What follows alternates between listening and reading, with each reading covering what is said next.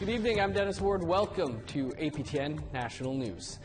More details have emerged about the armed man who breached security at Rideau Hall yesterday in Ottawa.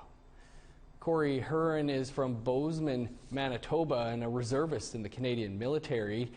He owns a small business, Grindhouse Fine Foods. RCMP Deputy Commissioner Mike DeHume explained this morning that a black truck rammed the main gate, and for 13 minutes, Huron roamed Rideau Hall grounds before police spotted him. Police then engaged Huron in dialogue for 90 minutes, after which he was finally apprehended. RCMP were asked if things would have been different if Huron had not been white. It's got nothing to do with ethnicity. It's to do with the environment that we're in, the threat that we have, the analysis that the officer is making, the subject's behavior and whatnot, the environment that's around us for tactical cover. There's a multiple factor. Huron's bail hearing was supposed to be today, but it was put over until July 17th. A 14-year-old boy from Winnipeg has been charged in connection with 4 recent shootings in the city that left one person dead. The boy, who cannot be named under the Youth Criminal Justice Act, was taken into custody yesterday in Winnipeg's North End. He's facing numerous charges, including first-degree murder. At about 2 in the morning, a male was hit by a car, but police determined he had been shot beforehand. He's in critical but stable condition in hospital. At about 3:15 a.m., a 27-year-old woman and an 18-year-old male were walking together when they were shot. She died instantly. The man was transported to hospital and remains in stable condition. On July 2nd, at about midnight, a 40-year-old man was found shot. He is in stable condition in hospital. Winnipeg police say they still have no idea for the motive in the shootings. The reality is we can acknowledge that we don't believe any of these victims knew their shooter, and that's about as far as we can get in terms of motive at this time. And I think that's an important component to this investigation. This week, the Supreme Court ruled they will not hear the appeals of British Columbia First Nations who are fighting against the Trans Mountain Pipeline. One of those communities say the future of their drinking water is at stake, and they're not done fighting. Joining us by phone is Chief Lee Spahan. Chief Spahan, thanks for joining us today. What were your thoughts when you heard the Supreme Court dismissed your court challenge? Well, I was disappointed, but I wasn't surprised. What is it that your community is opposed to about the Trans Mountain Pipeline? The protection of our sole source drinking water for the aquifer. Yeah, can you tell us more about the comprehensive study Trans Mountain was supposed to do but didn't on the aquifer your community depends on?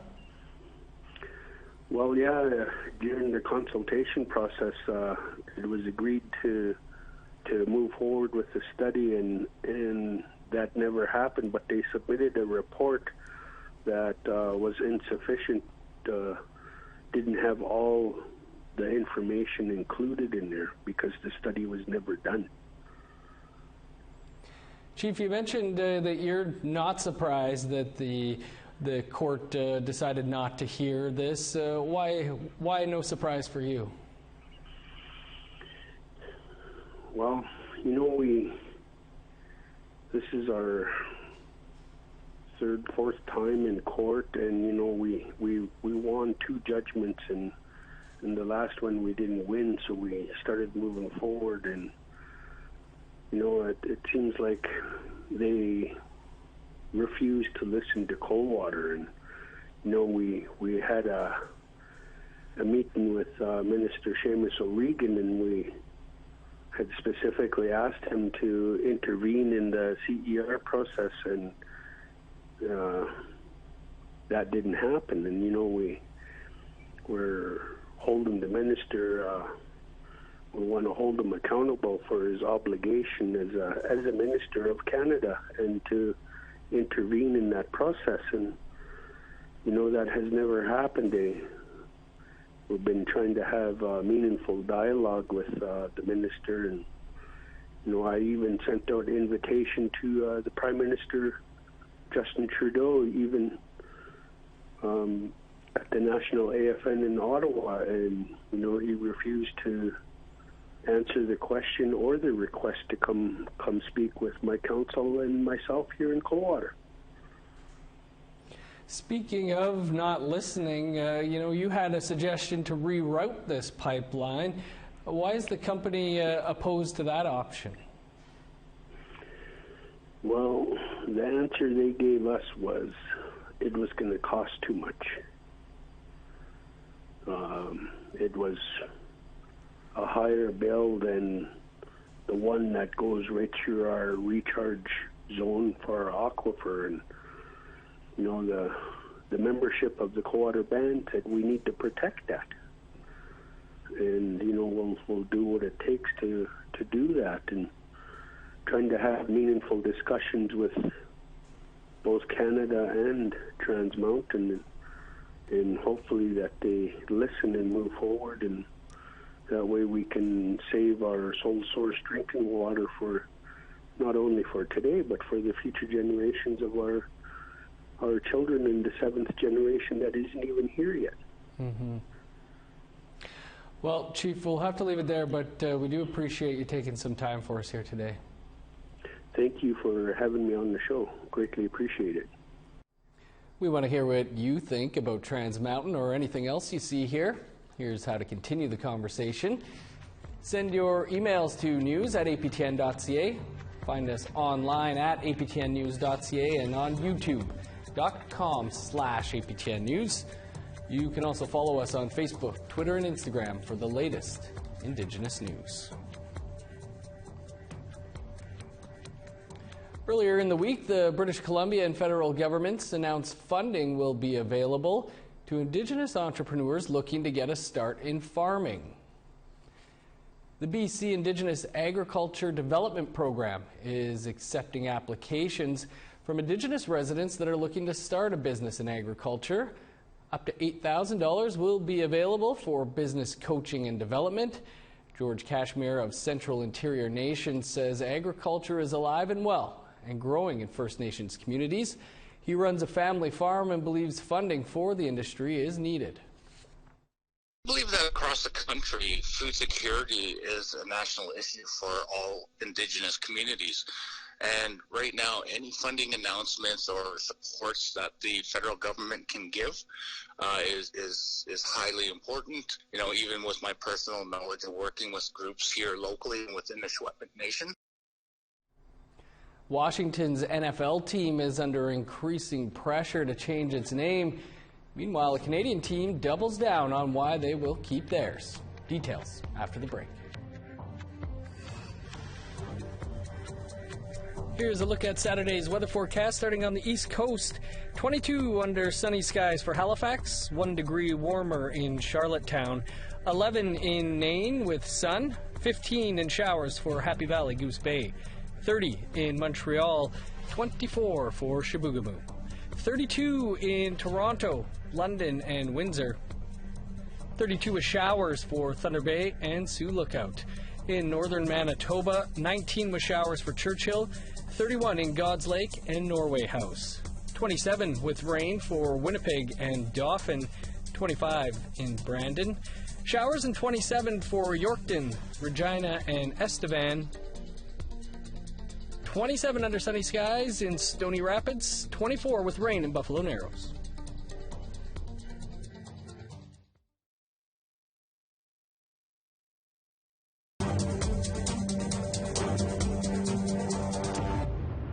Welcome back. Anti-racism pressure tactics are mounting in the professional sports world amidst growing calls to end their association with the Washington NFL team. It appears Nike has removed all mention of the team's name and logo from the company's website. Nike is the NFL's official game day supplier and one of 3 companies who reportedly received a letter from investors demanding they withdraw support for the Washington football team until the team changes its name. Though they have yet to respond on the record, it appears Nike's Washington apparel is no longer available for purchase.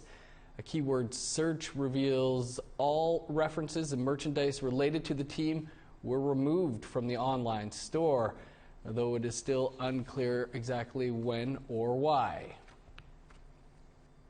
In response, the Washington team owner, Dan Snyder, announced Friday they are, quote, undertaking a full and thorough review of the team name.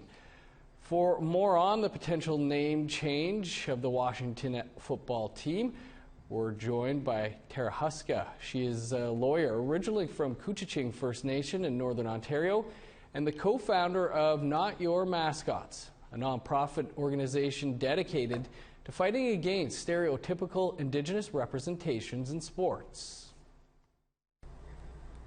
Tara, thanks for being with us. How do you feel about what's been unfolding around the potential name change for the Washington NFL football team? It's super exciting and a long time coming. I mean, Native folks have been resisting and protesting the racism and deep dehumanization associated with Indian mascots for literally decades, since long before I was born, since the 1960s. So it's a long time coming. As you say, Indigenous peoples have been fighting for the name change, and not just this team, but the Cleveland Major League Baseball team name, but those calls have long been ignored. What do you think has changed here?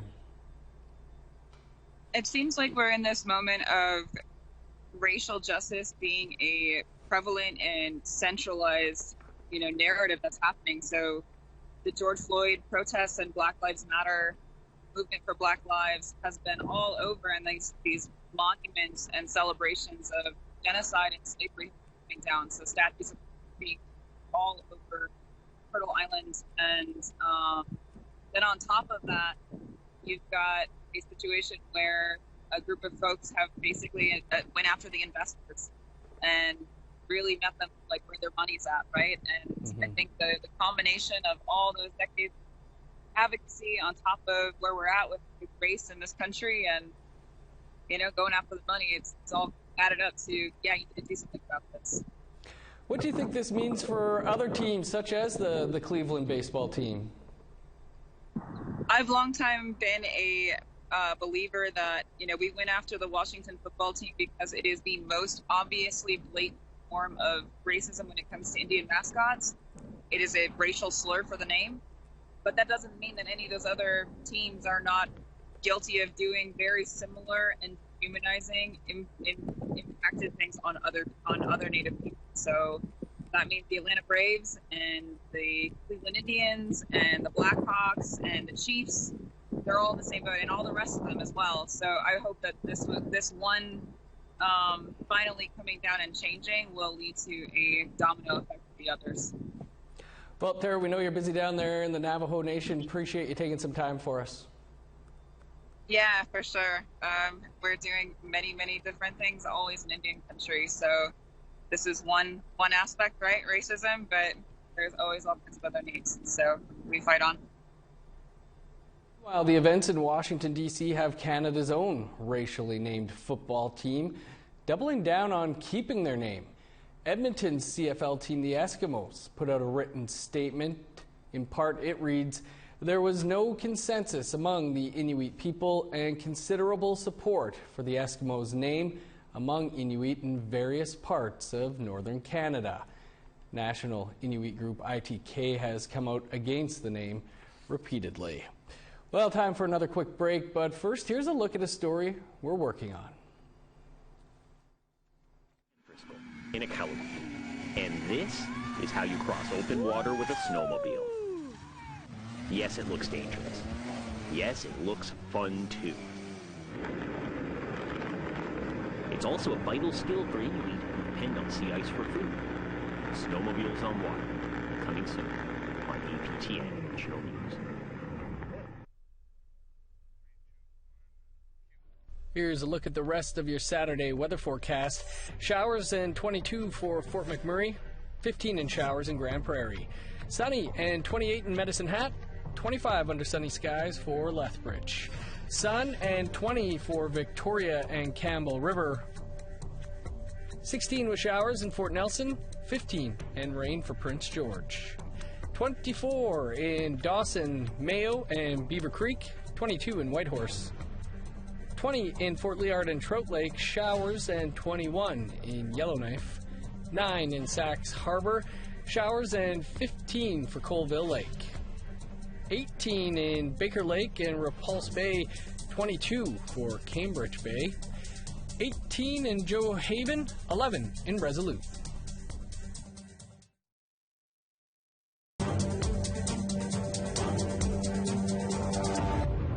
Welcome back. If you grew up in Saskatchewan, there's a pretty good chance you've indulged on Saskatoon berries. The fruit is not only delicious, but holds a special place in the province's history.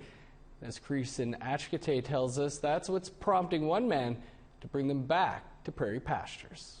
Stuff like that. So every once in a while I'll be doing like stuff like this, right? Kevin Wessaquate, along with 15 volunteers, are planting Saskatoon berry bushes in Saskatoon's Victoria Park as part of the Missaskwatamina project. Missaskwatamina means Saskatoon berries in Cree. I wanted to provide, a positive future, a positive outlook for Saskatoon, especially for Indigenous youth. With help from AKA Art Gallery's Locals Only, the Meewasin Valley Authority, and the City of Saskatoon, a total of 445 Saskatoon bushes have been planted. Wessaquate came up with the idea from growing up in his home of Piapot First Nation with his grandparents and picking Saskatoons during the summer months. He wants Indigenous youth in Saskatoon to have the same memories he had. For me, it was a positive experience because we were learning to, harvest these berries and also basically put to work on the yard. And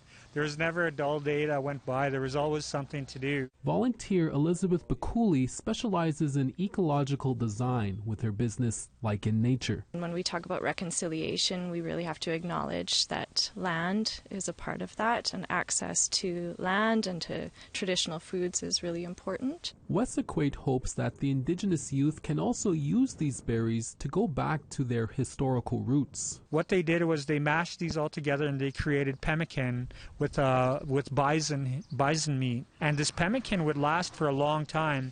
It was basically the Indigenous hunters and people's protein bar, if you will. Once the Saskatoon bushes grow and flourish, many will have a new berry picking spot for the summer. Wessaquate hopes that this food source will ultimately create a stronger community in the Bridge City. Cree Atchkate, CTV News, Saskatoon. The Rogers hometown hockey and Cree on APTN games may be over for now. But with an NHL return imminent, here's a look at some of the most commonly used terms during a hockey game, featuring Clarence Iron and the Norquay Knights hockey team.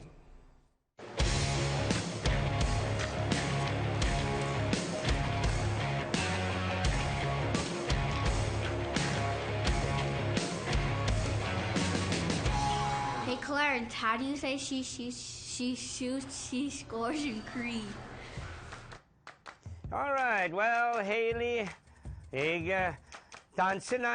Say if you were playing there, Haley, and hiton, mago ute kwa Haley, kutapita ko niyo, Haley, pumutsi ko pita kwa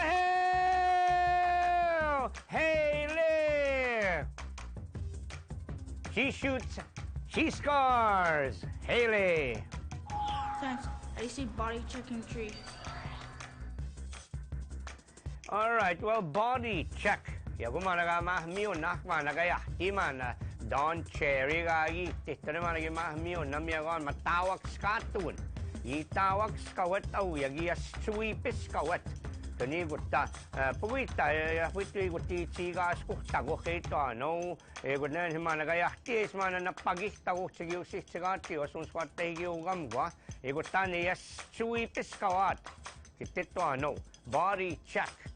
It means, what I said in the old days, they used to make the arenas with boards or planks and stuff like that. So Body checked him right against, right in the corner. Chigay. Chigas kuhtagok. Or nagistagok, they would say. So tawagis kawiw. Egutta naguipis kawiw. So that's body check. Hey Clarence, how do you say hockey fucking Cree? All right, well, hockey puck, yagwa utawa, napaguanis. It's something that's flat, napaguanis. That's how that's the short term for puck. But if you want to describe it, is kawawi sit, soon squee pahiganis, kagas kitsi sit, piagmchichin, kagis pagis sit. Now that's the puck, napaguanis. Kawawi sit soon sweep by Gonzagas sit piang michichinagis pagis sit. Hey Clarence, how do you say goalie pads in Cree? Goalie pads, well, you know, there's the hockey pads, the ones that wear the pads, and there's also goalie pads. So anything to do with pads, igunuhu tamanagaputs ko igaitaw isagatahu sagan hinnapaguan san he. Well, uksitopo go mihchigwanihkana. Sikati o mihchigwanihkana, matunig spagaga. So yagwawa kaga na wihtakawa, ay piwas ka skinigan, goalie gay tayak. Waligunan he, pugob tinitak spagaga. So ik spagaga, mihchigwanihkana. Hey Clarence, how do you say face off in Cree? Show me. All right, well, paksweepin yung napagwa. So yagwa face off. Ipagitsweepin eh, yagwa napaguan eh. So yagwa face off. So what I just said in terms of the face off is the referee. In Cree we say the person that takes care of the game or protects the game is the referee. So he's the one that has the puck. He comes there and skates right where the red circle, and there's two players there trying to take the puck away. He drops it, and that's a face-off. So napaguan is ipagitsweepin it. Ikutan mi ko kamatse mitaw ikan masungswata higyo mitaw yun.